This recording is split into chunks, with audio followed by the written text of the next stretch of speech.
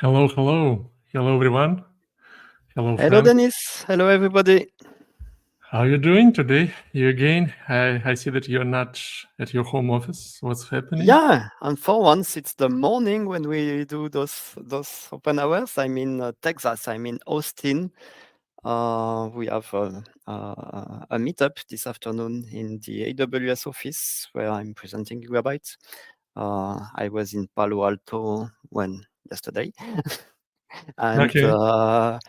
tomorrow in Boston. So yeah, that's a roadshow we are doing. Yeah. Those of you folks who don't know yet, Frank is in the United States these days. First, you went there for the AWS Heroes event in Seattle, and then, Yeah. right, you agreed to do this roadshow by visiting 3 cities. He studied with the Silicon Valley. Then today he's in Austin, Texas, and the last stop would be Boston. And then from Boston, it should be a quick flight to your home, right, in Switzerland. Relatively quick flight. Yeah. If all works well. For the moment, I was lucky with all the flights, all in time. No problem with the crowd strike issues. So yeah, all perfect. Yeah, those CrowdStrike issues, landed so many planes around the United States. And hello from Pune, India. Hello, Rajendra. Thanks for joining us. Hope that you will find this conversation interesting. And keep asking your questions, because today, as always, we prepared a bunch of hands-on demos. Frank is going to lead the conversation today, because how we selected this topic. The goal of this YugabyteDB community open hours is also not just to show some of the cool features and demos and capabilities of the database, but also to address the questions that are important to you and to our community members. And Frank, kind of observed one of the interesting patterns. Many folks were asking questions about YugabyteDB storage internals. And even though, let's say, we have a lot of content created on this topic, technical docs, blogs, etc., still some of the areas, some of the areas, might need more attention. And today, Frank collected several questions. We will show these questions to you. You also might have had those questions in mind, and then we will get them answered. And all of the questions will be related to storage internals. And the idea also is that I will take questions from the forum where we answer. And what may not be always visible when we answer on the forum, there are things where we look at the documentation to be sure that it's documented correctly. We test it also to be sure to provide the right answer. So the idea is also to show how I can test and show the answer to those questions. Exactly. Before we start, you mentioned your roadshow trip, and there might be some of the folks who are watching us. They might live in Austin or in Boston. So let me quickly share my screen, and I will share this link with everyone. Folks, you can, if you would like to see Frank in person in Austin today or in Boston tomorrow, then let me show this link. So this is the page where you can register. So Palo Alto is already too late, but Austin is here, and Boston, just go and register. And also we have, actually, Frank is the primary speaker, but also we have speakers from AWS in Austin and from Stream in Boston. Check the agenda and make sure to join. And also Snowflake. We have a talk from Snowflake this afternoon in Austin. Okay. Yeah, I did not see the Snowflake logo for some Yeah, reason. I see that in this picture there is no logo, but it's in the agenda. Yeah. So Okay. yeah, it's also the occasion to discuss what is happening in modern databases around data pipelines, cloud native distributed database for us, and AWS will present about Gen AI, because you always have to present something about Gen AI today. Yeah. If you don't do this, then someone else will do this for you. All right, fair. And actually, we've got a question from Pete. Hey, Pete, thanks for joining again. I know where your Slack channel is, but the forum, any link? No, I think that Frank, you implied our Slack, right? Or you also have some links from the No, forum? we have a forum. We have a forum. Okay. This is our forum. Let me put the link in. I put it there. I don't know if it is copied on all platforms. Yeah, you need to. But You also yeah, it's easy. We have forum.yugabyte.com.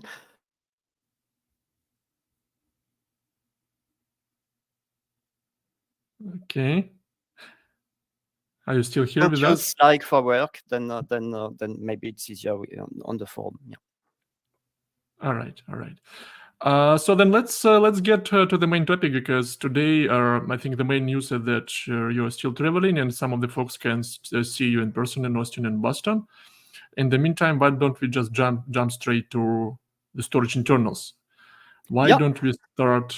Yeah, why don't we start with the first questions and see? Yeah, let's start with the first question that I've picked up. And of course, in the chat, if you have questions, want more details or remarks about those topics, please do. So that's a question that is very important in my opinion. We have, when you deploy Yugabyte, even if you start it with the single YugabyteD tool, behind it starts a YB-Master and a YB-TServer. If you deploy on Kubernetes, you will have those two stateful sets. The TServer is what we are talking about most of the time, because this is you connect to the TServer. This is where your SQL is processed. This is where your the data is stored. But we need also some metadata about the cluster, so that all TServers know what happens in the other, where the data is placed, and also the Postgres catalog must be shared by all of them, and that's the YB-Master. Basically, it's kind of a control plane. And when we see master, then the first question I see often that question: if it's the master, then what happens if it's far and you have latency? What happens if it fails? Is it a bottleneck in for your workload? So that was basically the question. Is it a bottleneck? And you can see that we have colleagues answered it, that it's mostly metadata and it is cached in the tablet server. So you don't always have to read from it. You read it when you need to refresh the cache from the TServer. So it is built so that it is not a bottleneck, and it's not something that you scale like the tablet servers. You need 3 replicas just to be fault tolerant, but not more. There is a single tablet on it. So generally speaking, yeah, generally speaking, if just to, when I talk about Yugabyte, I talk about nodes. Let's say I have a 3-node cluster. This is my usual saying. But when you try to zoom in into the processes that comprise the node, right? You always have the Postgres backend running. Then you also have the TServer process. And then some of the nodes then can have this YB-Master process running. From the application standpoint of view, the applications always connect to the Postgres backend process directly to the Postmaster, right? And then the Postmaster, like the backend, will be sending requests to YB-TServer, basically to our storage layer.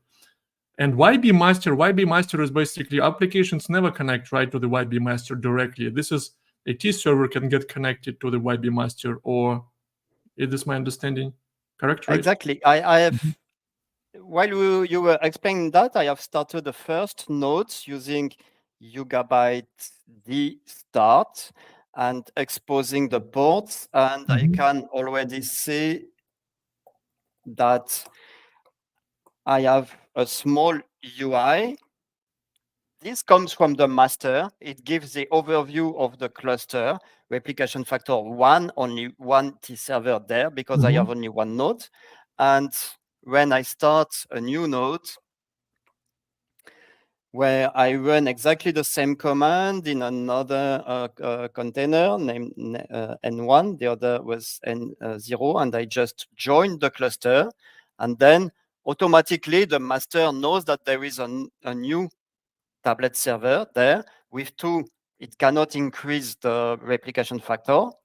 But if I start a third node, it joins the cluster, 3 tablet servers with replication factor 3. So there is a master in each of them. I can see the list of masters, and one is the leader. And the followers are there just for fault tolerance there. Nothing is really distributed for the master because it is not a bottleneck. So generally the master, the role of the master, the first role of the master is to build the cluster. You have a node. The second node is in your example. The second node wants to join the cluster.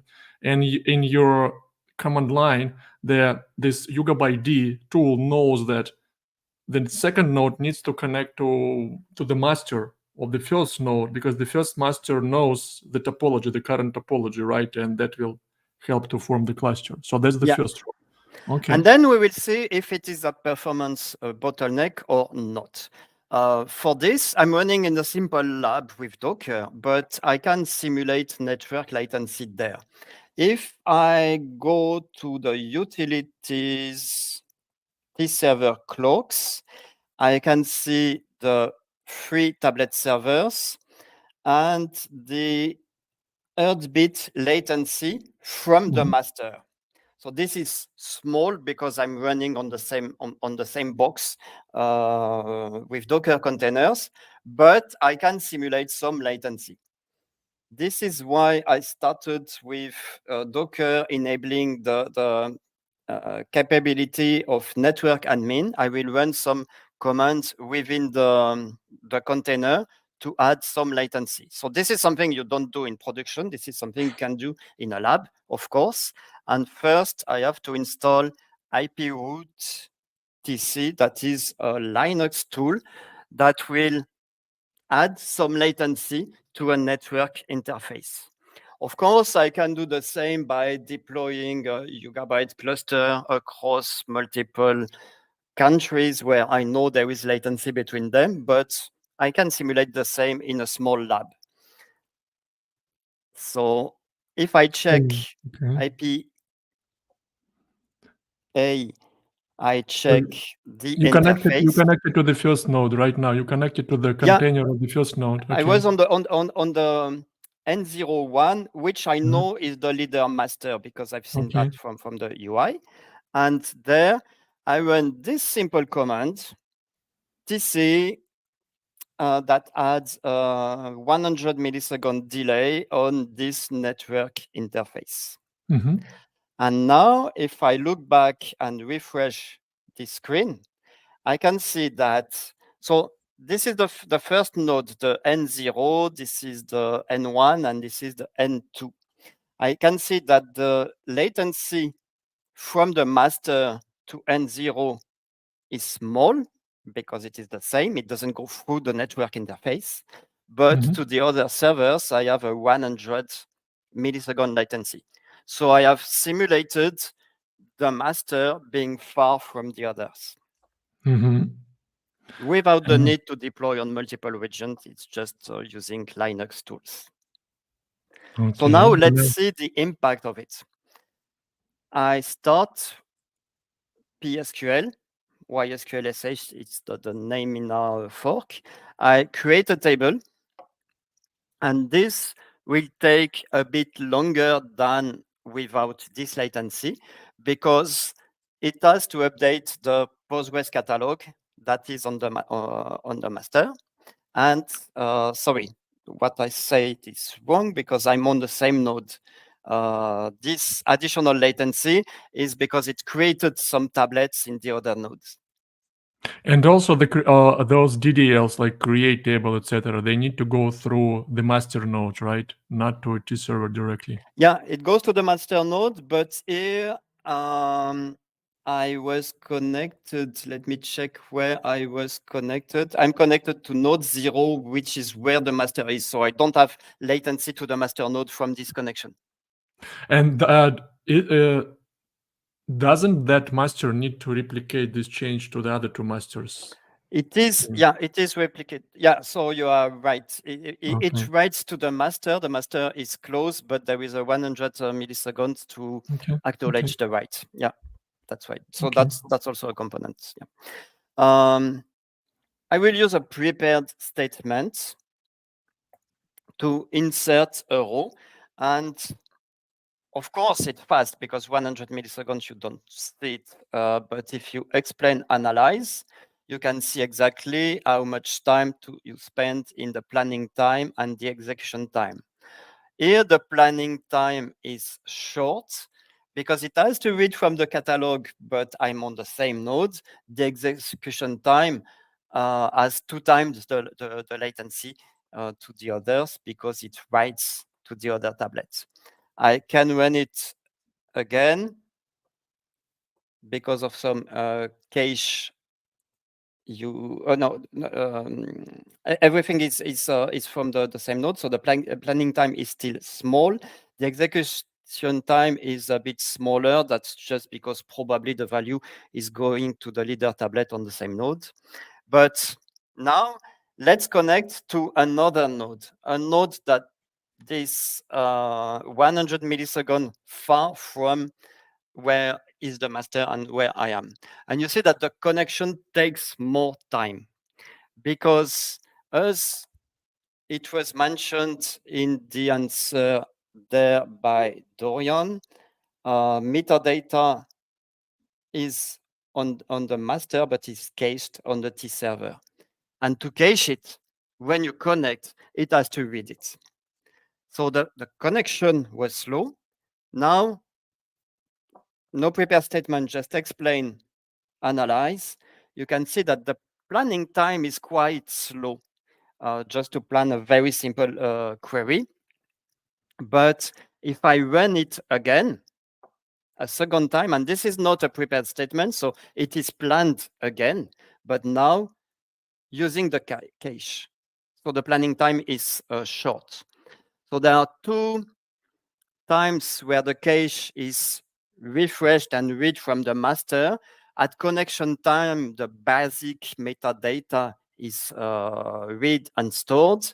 And then during planning, if additional information from the catalog is needed, it is read, but then it stays in the cache and it's fast. And usually an application runs queries multiple times, and you have a connection pool that opens the connection before it is used. So usually you don't feel the performance problem even if the master is far. If I connect to a second node, again, it will take some time because I'm the first one connecting to this second node. So it has to get some information in the cache. But and when you're talking, and when you're talking like who caches this metadata, the T-server or the second node will cache this T-server. So on N2, I was the first one connecting there, so it had to read from the master with this latency. But now let's say I reconnect to N1. It is a bit faster because N1, someone already has been connected and the cache is fresh. So you don't even see this time for each connection. You see it for the first for the first one who connects to a T-server that doesn't have a fresh cache. Of course, if there are some DDL, there is some cache invalidation, and it has to read some more information. So, and here is we've got the question from Pete, and I think this is exactly what you answered right now. If I understand correctly, the caching happens in the session, not in the server level. Hence, every connection keeps a copy. But no, I think that used to be the case in the past. But right now, the latest versions of we have both. We have both. Yeah.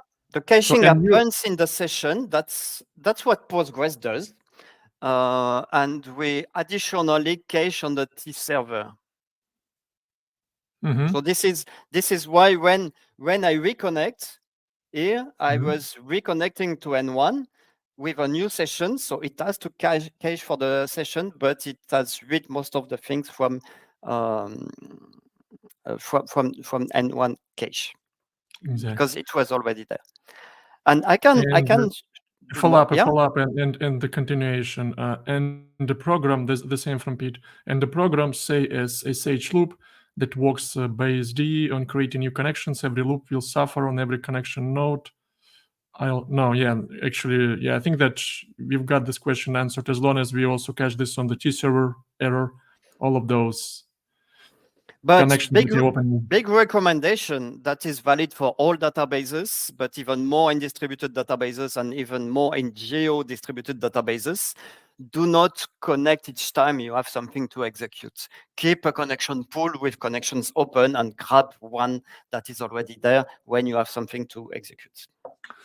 And here is another question that I think that I want to ask as a developer, because I observed this high latency for the very first connection when I would deploy, let's say, when my primary cluster is in the United States, but let's say a read replica is in Europe or Asia. The very first connection to the read replica in Asia would be really high. Like literally, it can take, let's say, like 5 or 10 seconds. It depends. Yeah. Because the read replica node needs to pull that metadata from the primary cluster in the United States, from that YB-Master right in the United States. And my kind of idea was, all right, if you guys can pull up this metadata when I connect, why don't you do this in background? Let's say that as soon as my read replica node is connected, why don't we pull all that required information, in background, so that even the first connection to this TServer is fast? What's your opinion? Like, do we have any ticket? For the moment, we do it for the connection. Let me connect to a TServer to find which variable it is. If I go to utilities, gflags, and I forgot the name, metadata.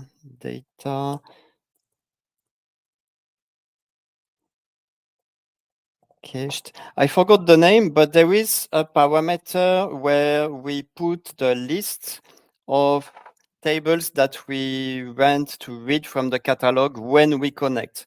So it's when we connect for the first connection, but then it is cached. And sorry, I system cache tables. I'm looking for a list there, and I just forgot the name. But well, can check in the documentation maybe. Never mind. Yeah, I think that probably okay. I got we'll check it, but basically it's something that we can change. The balance is always, we don't want to read the whole catalog, and we don't want to read it after, and that also depends on your deployment. If you have, let's say, 20 tables in your database, then it's easy to get all metadata. If you have 1,000 tables, maybe you don't want to get all that at connection time. So we have some parameters to control that. Yeah. And another question that might be asked by folks is, let's say that we have this cluster running and we have, let's say, 3 TServers, all of them cache the metadata from the master. And then we have a few replicas in distant locations. They also cache all the metadata locally. And then I change some structure. But for instance, I execute some alter table command, adding a new column. Yeah. When this command is going to be completed, when the YB-Master replicates all this change to all of the TServers, to all of the replicas, or it will just replicate across YB-Masters only, and then we'll complete this operation. So the master doesn't broadcast the changes, but it broadcasts the change of the versions. We have a catalog version number that is incremented when some DDL happens. And this goes through the heartbeats that the master sends to all TServers. And then the TServers know that they have to refresh their cache. Okay. And sometimes, for the moment, the behavior we have is optimistic locking, means that you may have a query running and you do some DDL on the table, that this query is reading. So of course you cannot do that at the same time. You cannot change the structure of something that you are currently reading. Postgres logs the table when the DDL is run. So it blocks the application to be able to run the DDL. We do the opposite, an optimistic approach. We don't log when we run DDL, but we increment the catalog versions. And then if the query was dependent on the change, the query will fail, get a catalog version mismatch, and that's to retry with the new catalog version. So this is how it works. The master tells the TServer the catalog has changed, and then they will get more information. Okay, got it. Got it. And Pete, and while we were discussing this, Pete has found the name of that parameter. Oh, yeah, perfect. Thank you. Yeah. MySQL catalog preload additional table list found at port. Okay, cool. Yeah, and this is how it can be customized. Yeah. And to show a bit more on this topic, let's do something a bit So still, we're discussing the question whether a YB-Master is a bottleneck or no. Generally, it's not a bottleneck. It just keeps yeah, so it's not a bottleneck. You just need to take care of it. And to show it, I added some latency, but we can do more on Linux. We can trace everything that goes to the master to know if it's something that can become a bottleneck or not. So here I'm going to node 2, that is far from the master. And I will run TCP dump. I think it is there by default in our image. TCP dump, just looking at what goes to port 7000. So you have a lot of information. I will grep that to get only what starts with .yb, which is the first thing that we have in our protobuf. And this is what node N2 is sending to the master. So you see heartbeats is receiving from the master. So you see heartbeats and update consensus. So this is expected heartbeats. I will now just grep to remove those two that we see every half second to see if there is something more than the simple heartbeats. So here I have nothing. Let's create a table, for example. Create table demo2 as select. You have seen that before I did it, we got a get table schema, get table location. So the tablet server asked the master about the latest version of the tablet location, because I think it asks for it every 5 seconds. That's a parameter, just to know where the tablets are. And get table schema, get table location, and we see nothing more when we do some DDL. So that's basically what is running there. Here, more information about the table, but just saying that it's not very chatty. Between the tablet server and the master, you have heartbeats, but nobody waits on the heartbeats, and it's not very chatty. If I connect, maybe if I connect to N2, because I was tracing N2, you'll see that it gets again those information, but nothing more. So yeah, it's not a performance bottleneck. It must be there. You must have a master. Basic DML can run without the master because it doesn't need it. But at some point, if you do some DDL, you need it. But it should not be a bottleneck. If you think it is a bottleneck, contact us on Slack, on the forum. Maybe there is some configuration to do. Yeah, as what Frank showed by simulating the high latency between his Docker containers, you still can, if YB-Master process is far away from your T servers, let's say that you have your YB-Masters in the United States and some of your T-servers are in Europe, then during the first connection, the latency will be high because the T-servers need to pull the data. But as for, even for that, but the consecutive, the next request, the next connections will be fast because the T-server has already cached all the required metadata locally. So this is one thing to expect. And also, and if you even want to minimize that first connection latency, then as Fritz or as Peter pointed out, you can set up the following parameter. I know just unintentionally said Fritz because the way you answered the last question, it reminded me of our good friend Fritz Hogman, who always, let's say, wanted to show the answers, by exploring the nuances of the network packets, interfaces, file systems. That reminded me so much of his style. Yeah, Fritz did a few blog posts looking exactly at the Postgres protocol, what is sent exactly on the network. That's what is really nice with Linux. You can really understand what happens when you have an open source software and you run it on Linux. You can spend time, but you can know everything. There is no magic. And remember, you mentioned that when we were discussing what happens when you create a new table or update the schema, then in fact we are changing the versions, and those versions are replicated. And then if there is some ongoing transaction or etc. that works with the changed data, then we will raise an exception and the operation needs to be restarted. Looks like that Pete right now knows the answer why sometimes he sees that catalog mismatch errors in the logs. Yeah, I also sometimes see, like when you do the benchmarks, when you have a good volume of the operations and you'll do DDL in parallel, then some of those operations can be restarted, because if you do the DDL changes in parallel. Yeah, the problem is that locking tables to do DDL is not a solution, because locking tables is also blocking the application. Let's look at another question. Sure. That was also quite interesting. So something different about the followers and the leaders.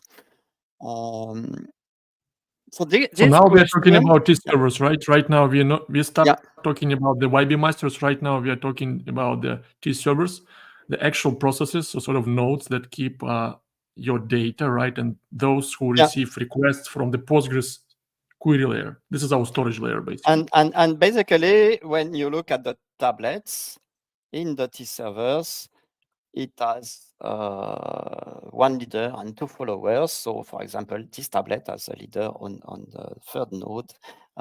This one has a leader on the first node. And there are followers. And the question was like, why do you need memory on the followers? Because basically how it works, when I run some DML where I insert some data, this is sent to the right tablet for the key of the row, and it goes to the LSM tree that starts with a mem table. So it goes into memory, protected by the write-ahead logging that goes to file. And when the size of the memory table reaches a certain threshold, it is flushed to a file. And the question is that, if the follower is there only to protect data in case of failure, you can accept to write only the write-ahead logging, because with the write-ahead logging, you can rebuild everything that was done in memory. But the main problem with storing about only the write-ahead logging would be that in case of failure, and I think Kanan answered that, the problem is that in case of failure, you want a quick failover. You want something that is immediately available. You don't want to apply 24 hours of write-ahead logging to memory in order to be able to serve queries. So the leaders and followers work exactly the same. And maybe I will show it. Also, and yeah, well, explain before more. you show, let me share my perspective. Yeah. When we speak about leaders and followers, it's all or not. It's not the story of all or nothing. For instance, and one node can be a leader for tablet 1, but it will Yeah. be follower for tablet 2 and 3. The other node will be the leader for tablet 2, but it will be follower for, like, basically we are sharing that responsibility. Unless you define that preferred region that is possible in the YugabyteDB configuration, every TServer will be equal, meaning that it will be leader from one subset of the data and it will be follower for another subset of the data. And from the database implementation standpoint, you don't want to complicate your code. You just basically, that's one thing. It's easy to maintain the code that is, simple. And second of all, and I guess this is what you're going to show, is this is also what makes YugabyteDB different from other high availability solutions for Postgres. Because in our case, what we do, if let's say there is some outage, like one of the nodes goes down or region down, usually like within 3 seconds, the traffic from the failed node will be redirected to the other nodes. And they will be serving the consistent copy of the data. It's like literally 3 seconds, let's say, or it can take 10 seconds or 13 seconds if you want to wait while this outage is propagated up to your drivers of your applications, and the applications need to reopen the connection. So it's like between 3 and 10 seconds, folks. While when you look, and it will not be feasible to achieve this low latency for this low recovery time objective without keeping data in memory as well, because once reconnected, you want to serve your transactions as fast as possible. With other highly available solutions for Postgres, usually, yes, you need to make sure that all those replicas are consistent. Sometimes you need to bring data from disk, you need to hydrate your caches, etc. It will take much more time. Yeah, but still in traditional databases, the write-ahead logging that is sent to the standby is applied. Because to memory as well, right? Before having standby databases, what we did was restoring a backup and then applying the write-ahead logging, and that can take hours. With our solution, the advantage is that, as you said, everything is already in memory. So let's look a bit at what happens. Here I am in node 0.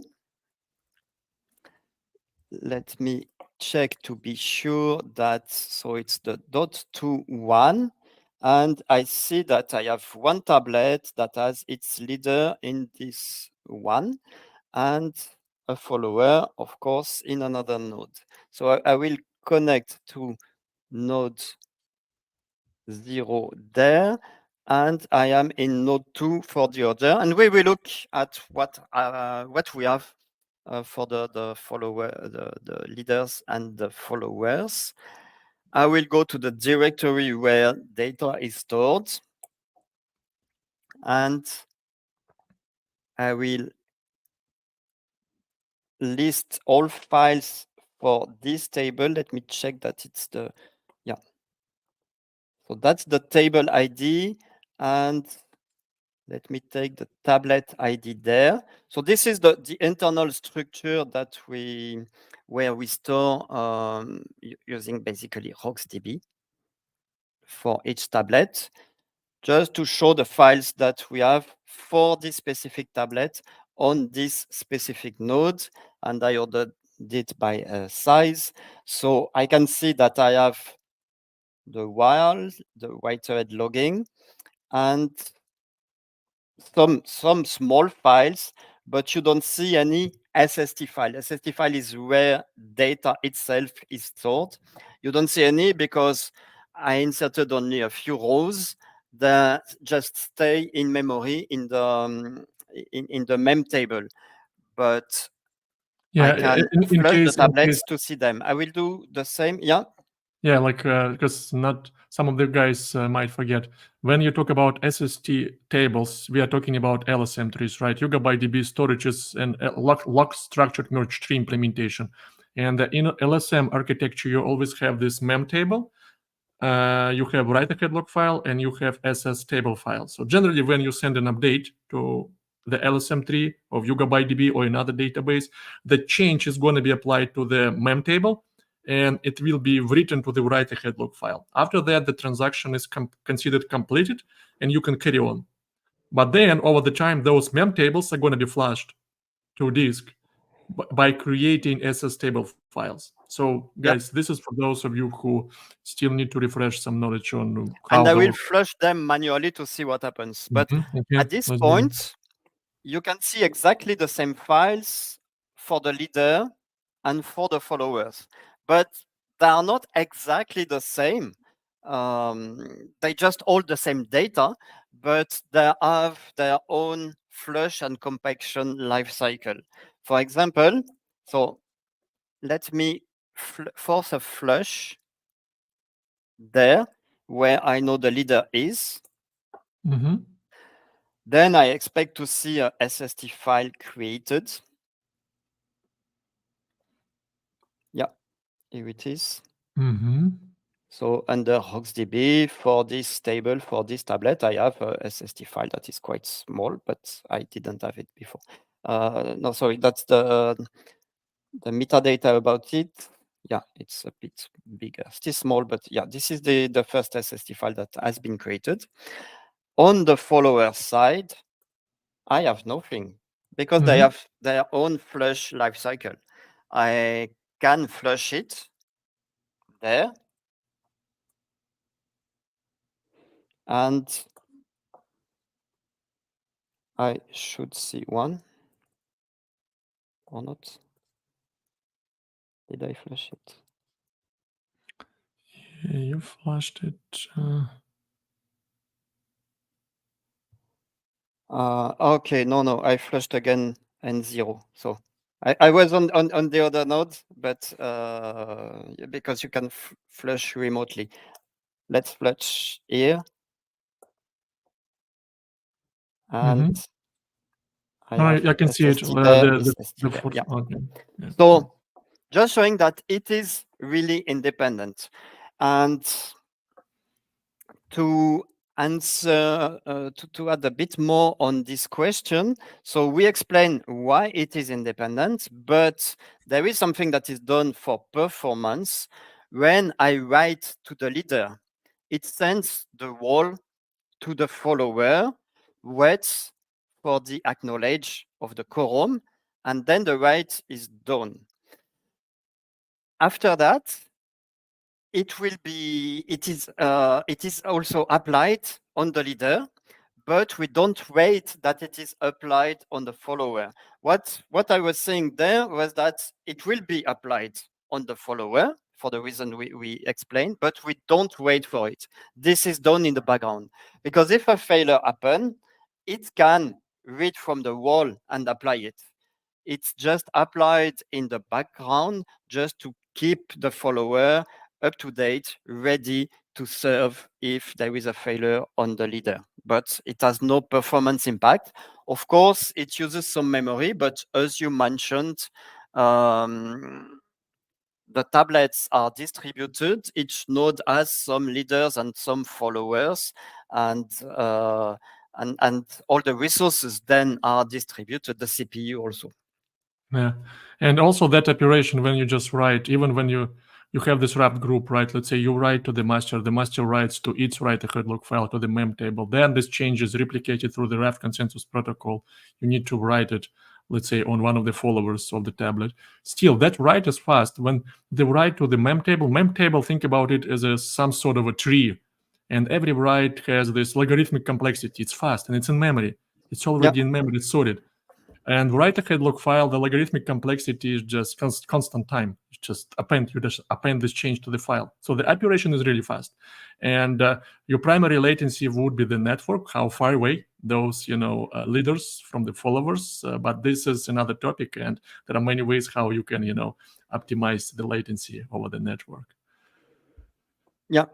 Here I'm still in a lab where I simulated 100 millisecond latency. You don't feel it when you insert one row, or maybe I can also do that. YSQL sh. So let me insert more rows.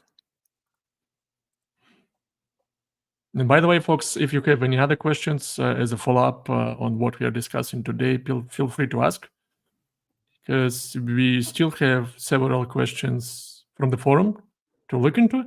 But if there is anything on your mind, go ahead and type in your question and we'll get it answered. So you see that when I insert a lot of rows, I have Mhm. additional latency because I've increased the latency network, between the nodes network. artificially. Yeah. Yeah, the network. And then another question that goes a bit deeper. We have seen how data is stored. We have seen SST files there, and the SST file was, let me look at it. Where is it? SST file was under table tablet, but we see also a directory for table tablet instance. And we had a question about instance DB. Sorry. Yeah, once you start digging deeper, first, like the very first interaction with Yugabyte, you talk about nodes, and you probably don't care a lot about T-servers, masters, etc. Then you start, figuring out that, all right, you have masters, you have Postgres backend, you have T-server, and then when you start looking down to the storage level implementation details with all of those LSM trees, SST files, mem tables, and eventually you figure out that we have IntentDB and regular DB. So this is even, one level below. But not always. In my example, I had no SST file in IntentDB. This is because I created a table and I inserted with a single node transaction. But when the transaction is a bit more complex, and more complex can be simply having an index on it. And then when I will insert, it will have to update the table and update the index, and something can fail. And then you really need to manage transactions, the SQL transactions, where if it fails, it is rolled back. And that means that you cannot write directly to the database, to the regular DB. You have to read the provisional records and at commit decide that those provisional records are visible. So here I am creating an index, and we can see that it has also its own tablet. So that was my table. Here I have the index and the value that is currently being created. I created as ascending, then by default, we have only one tablet there with a leader in a different place. And it is created. Of course, it takes time. I still have my high latency there. What I want to show now is I will run the same insert that I did before, or even a single row insert to be sure.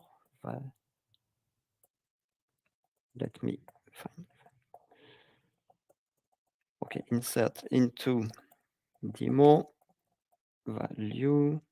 Also, another question that I see frequently, indexes. How are indexes implemented in Yugabyte? So pretty much it's all the same as the main table. Like the secondary indexes, structurally. Well, logically, this is a different database. Let's look at it. Yeah. So the main table. The same LSM tree, basically, the same LSM tree implementation for secondary indexes. The main table, I had an ID that is hashed and is the key, not null, and I had a value. Those are my two columns, and I can see them in the table in the storage. For the index, so I indexed the column named value. Of course, I can see value. That's my indexed value. I have an ascending index there. So that's the key of my index. And I have an additional information, YBIDX base city ID, which is an encoded version of the table primary key. So this is how we can find a table row from a secondary index. We search for a value And for this entry, we have this encoded value that can get to the primary key, and then it will get to the table to find with the primary key the value. So a secondary index is like a table with an additional encoded pointer to the primary key. Okay, I inserted there, and let me flush again to see which file we have. Flush. And list all that. I expect to see a SST file in intents. Do I have one? Well, to make it bigger, I will insert more rows. But it should be there. Oh yeah. We can insert a lot and get it. What if you get it flashed while this transaction is being yeah, let's do that. So I think this is when you will definitely see the intents. Yeah, because intents are gone when they are applied. So if there is not a lot of information, we don't see them. And okay,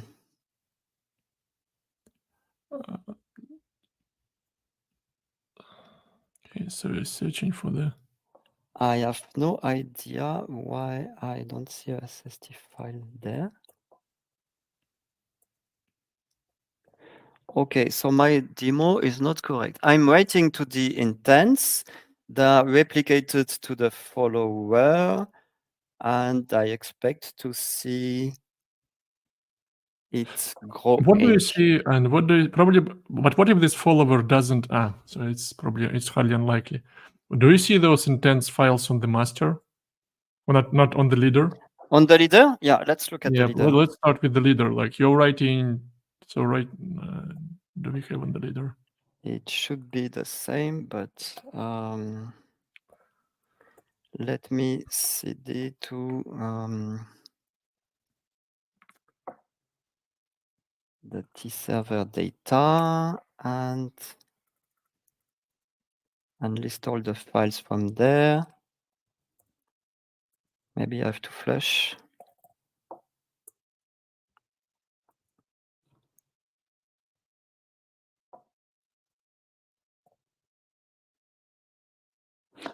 Okay, I think I will not spend time there because I probably missed something. I expected to see.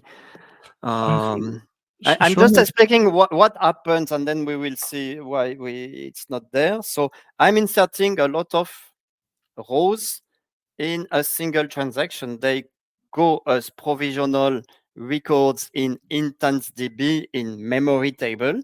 When I flush it, I should see it going to files. In the normal situation, transactions are short and it's probably not flushed because it doesn't grow too much, but I thought that by flushing it, oh no, of course, I know why. I've still used the tablet ID from the table. I want to see the tablet ID from for the index. Well, for the table, I should see it also, but let's look at the one for the index. And the first grep. Yeah. But for the table, I should see it. Yeah. We'll probably not spend time on that. Yeah, there are some intents, tablet intents. Yeah, like this one. Tablet. You see this intents? Or you still want to see the SS? Yeah, but I have nothing on it. I expected to see some. And you know, my guess is that there might be, something with this naming, like what you grab, what you flash. Let me check in the memory because I was flushing to see the files. But if I go to the port 900, so the tablet server, we have also a memory breakdown where we can see the tablets. I have 68 megabytes of memory used for the tablets. And I can see this one. I don't remember which one it was. I can see this one. Let me check. So the index one was D33 something. So I can see this tablet. I have no intents. I don't know why. I expected that with the index, it would be okay. So it's interesting. I mean, usually I thought I okay, did. There are some optimizations where it bypasses intents if it doesn't have two. you know what I usually if I begin a transaction and Yeah. I insert You have a typo. Okay. values, I insert for different values that should go to different tablets. I had also created a table demo too. Yeah, let's do that. Because definitely you might have some sort of a fast transactional fast path optimization when it's basically written somehow avoiding that distributed coordination. I don't know, but if you start here writing too many tables. Okay, let me flush again. Flushing node 0. Yes. And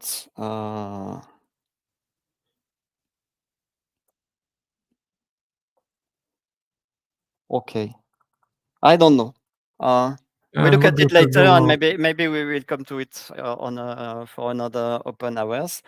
I don't know why it doesn't go. And you know that maybe I didn't test on the latest version. Maybe we have an additional information. The difference with intents is that in regular DB, the key values are never deleted. They are deleted only when compaction happens later. In IntenseDB, they are deleted when they are not needed, and then they don't go to the SST file. Here, I expected to go to SST file because I flushed it explicitly, but yeah, I don't know what I did strange there. That's all right. We'll get it figured because I usually see those as table files for the IntenseDB when you run, let's say, some transactions, and those transactions touch many tables and many nodes. But generally speaking, what you folks should take away from this is that you have this regular DB that keeps consistent, already committed copy of the data that was committed, that was replicated across the Raft consensus protocol, etc. But the provisional tables, let's say you have this table demo, like a table account. The table account will have down below the RuxDB, the regular version of the RuxDB for this table account.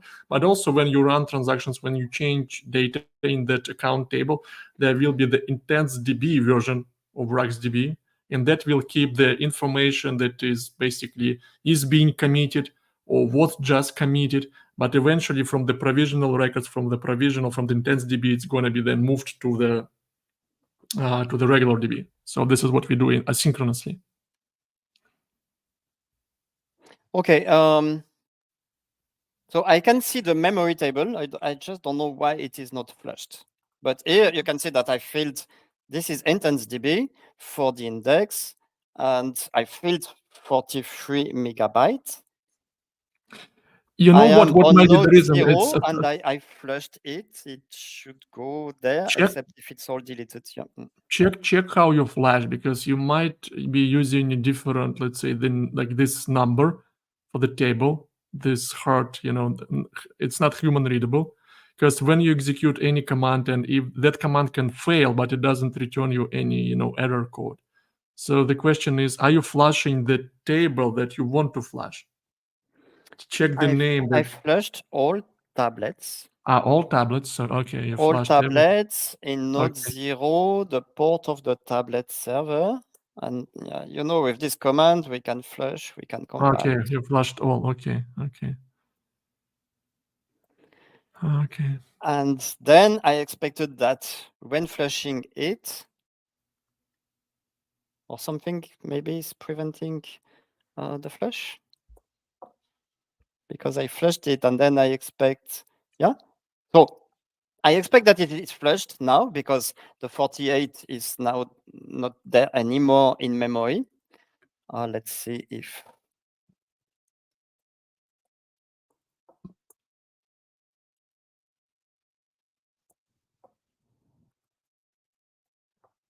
Okay, so probably, yeah. So it makes sense that when it is not running, the provisional records are deleted once they go to regular DB. But Yeah, at that makes least sense. I expected that this one. The question is, if you begin a transaction and don't commit the transaction, then probably you should see those provisional. You will see those provisional records in IntenseDB. Just don't roll back and don't commit it. I expected that this one would increase the IntenseDB.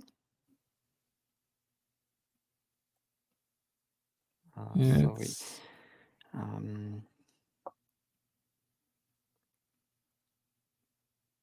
Yeah, 1 megabyte. And then I expect that if I flush.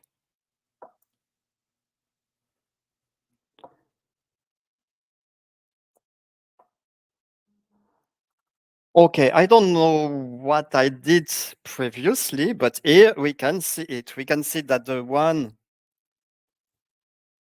megabyte that we add in memory table for IntenseDB has been flushed to a SST file there. I don't know what I did previously, but so right now, yeah, what it might have been a different name for the table that you grab, for the database object that you grab. Sorry. And also right now, so yeah, like that's the index. Yeah.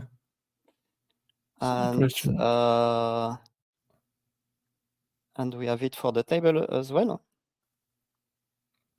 Anyway, I don't know why I didn't see it before, or maybe the flush was not immediate because it's running in the background. I expected to be immediate because it's very small, but maybe it didn't happen immediately. All right. Basically, that's the answer of the purpose of regular DB and IntenseDB. In regular DB, you have only committed changes. In IntenseDB, you have changes that may be committed or not. Means that when you read, you have to read IntenseDB. If you find something in IntenseDB, then it has to check the transaction status. But when it is from regular DB, you don't need to know the transaction status. The thing is also that in a SQL transaction, you know the commit time only at commit. You cannot know it before. And you always need the commit time for the visibility. When a query is as a query read time, it must see only what was committed at that time.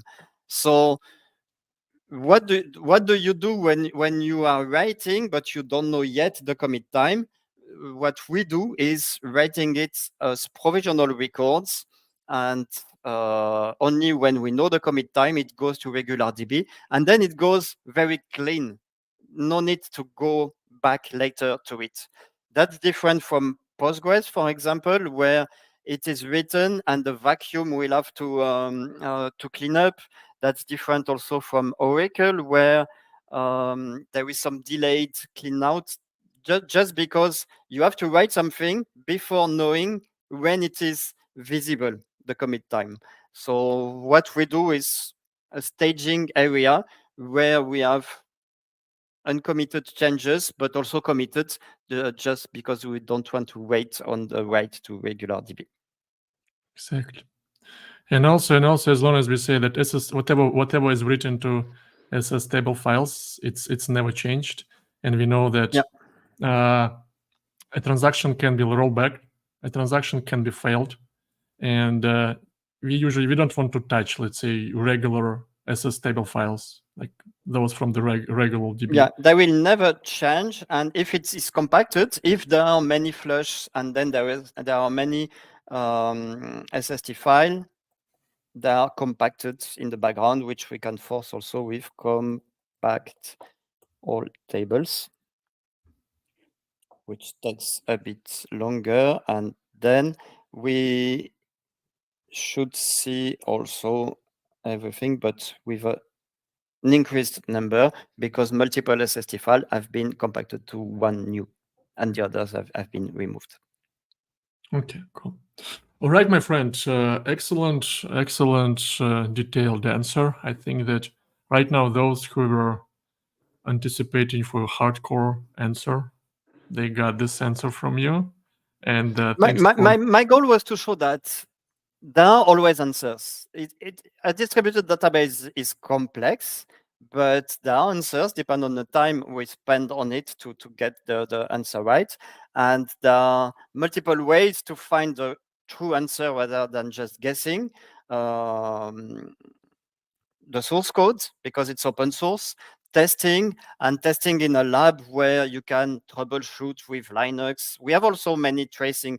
I used Linux tool because I know them, but we have also a lot of flags used by engineering to trace things. So there are multiple ways to know it. And when you ask a question on the forum, most of the time, we don't have the answer just coming immediately out of our head, because it's a complex system and it can change also with versions. So sometimes to answer, I just test it to be sure that I understand how it works in the current version exactly in the context of the question. That's a nice approach. And Pete agrees.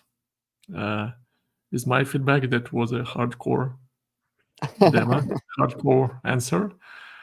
So that, folks, distributed databases, we design them in a way so they look like a black box for you, for application developers. So like primarily our goal is to give you that user experience that you have with single server databases. And this is what YugabyteDB achieved. Like literally for me, it doesn't like, for me as an application developer, it's not a big difference whether I use, Postgres, MySQL, or YugabyteDB. I just connect to the cluster, and the cluster is a black box for me. But then if you always want to dive deeper, because distributed systems in general and distributed databases in particular is a very appealing topic for those who want to know, like internals, who want to see how different computer science algorithms and papers are implemented in practice. And there is a very deep and broad area that you can explore. Today we explored the YugabyteDB storage internals. We talked about, let's say, YB-Masters. Then we talked about, followers, why we have that, why do we write to the mem tables, and not just to write the headlog files. And now we even, went deep into the IntenseDB and RuxDB conversation. So like for every taste and for every flavor, the distributed databases can remain in black box for you, and you will be successfully running them. But if you always want to run them on your own, meaning that you want to upgrade them, you want to troubleshoot them, you want to be able to optimize everything, then also there is a lot of topics that we can discuss as this one. Thanks a lot, friend, for giving this demos, and thanks a lot for bringing the questions from the forum. And to all of you who joined us today, thanks for coming. And those of you who would be watching the recording, don't hesitate to come with your questions and join our Slack community, where you can propose the next topics that we can demonstrate and discuss. All right. Yeah. Bye-bye. Thank you, and thanks everybody for the questions in forum and Slack. Yeah. Bye-bye.